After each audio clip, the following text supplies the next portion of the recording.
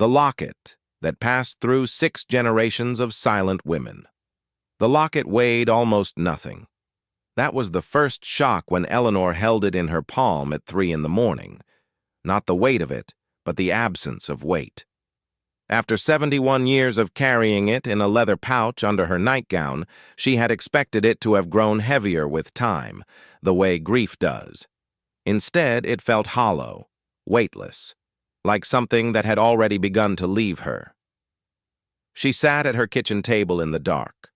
The kettle had finished boiling minutes ago, the steam long since dissolved. Outside, the maple tree shed its last October leaves onto the gravel path. That particular sound, almost like whispered names, that comes only at 3 in the morning when the world is thin enough to hear such things.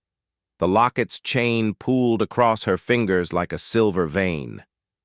Eleanor's grandmother Mary had given it to her in 1952, the day Eleanor left home, not with ceremony, not with explanation. Mary had simply pressed it into Eleanor's hand before she boarded the train, held the younger woman's wrist for an extra breath, then released her without speaking. Eleanor had understood in that moment that the locket contained something too fragile for words. But what? She had never opened it. That was what tonight had changed. That was what her hands had finally permitted her to do. Eleanor's great-grandmother was Catherine. Born in Dublin in 1873, married at 19 to a man whose name no one spoke with anything resembling tenderness. Catherine had 3 daughters. She gave each of them, on the day they turned 17, a piece of paper and nothing else, no explanation, no context. The papers bore the same initials in Catherine's careful hand, N.M. No one knew what those letters meant. Catherine died in 1921. The locket passed to her middle daughter, Margaret, who carried it until 1946, when her daughter, Mary, Eleanor's grandmother, inherited it with the same silence, the same absence of explanation. Mary wore it for 6 years before she gave it to Eleanor, and Eleanor had carried it across 50 countries, through 2 marriages and 1 divorce, through the birth of a daughter she raised alone, through decades of teaching other people's children to read and write, and think clearly about the world. All while a sealed silver locket rested against her heart, unopened and unquestioned. Until tonight. She was tired. That was part of it. 71 years old, and the accumulation of unanswered questions had finally begun to feel heavier than the fear of answers. She had been reviewing old papers, sorting through boxes marked for donation after her death, insurance documents, photographs, letters from friends long scattered across the map. And in an envelope dated 1988, in her own handwriting, she had found a note to herself. Ask Mary before it's too late. But Mary had been dead for 19 years. Eleanor placed the locket on the kitchen table. The silver caught the moonlight that fell through the window. She found her reading glasses. They hung on a cord around her neck, as they had for the past decade, and brought them to her eyes.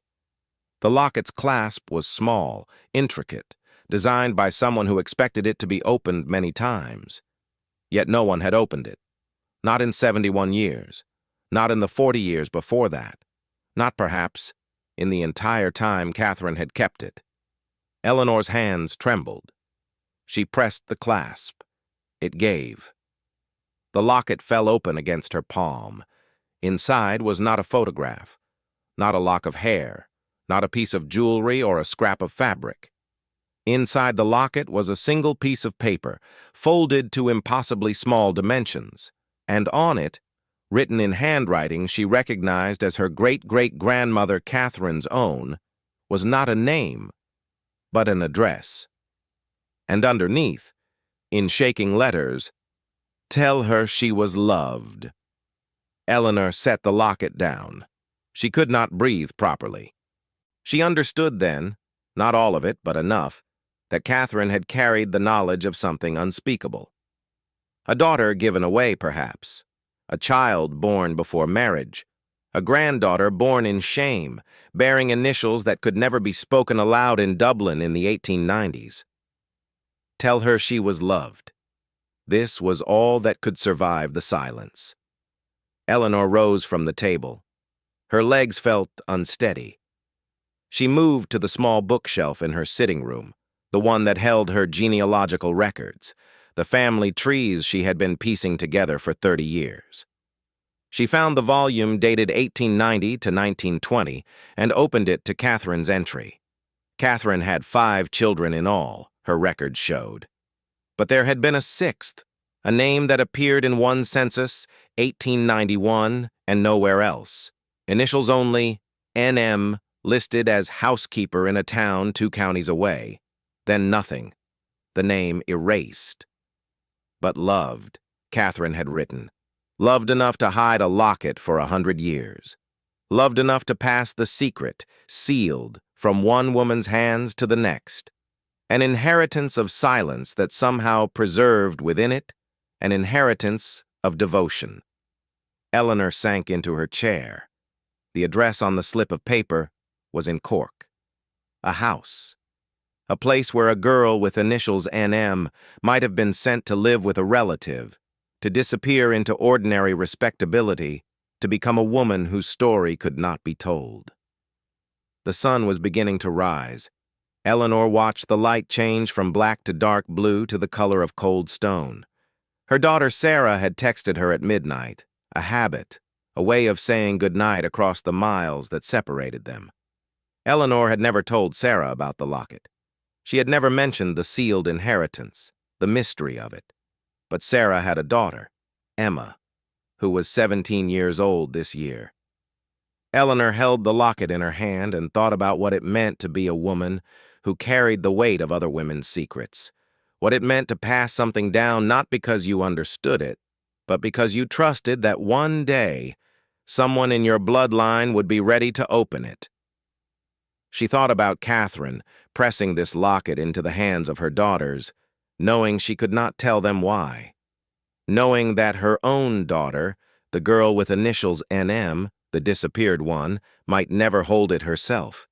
But her granddaughter might, and her great-granddaughter, and eventually someone would find the courage that Catherine never could, that someone had been Eleanor.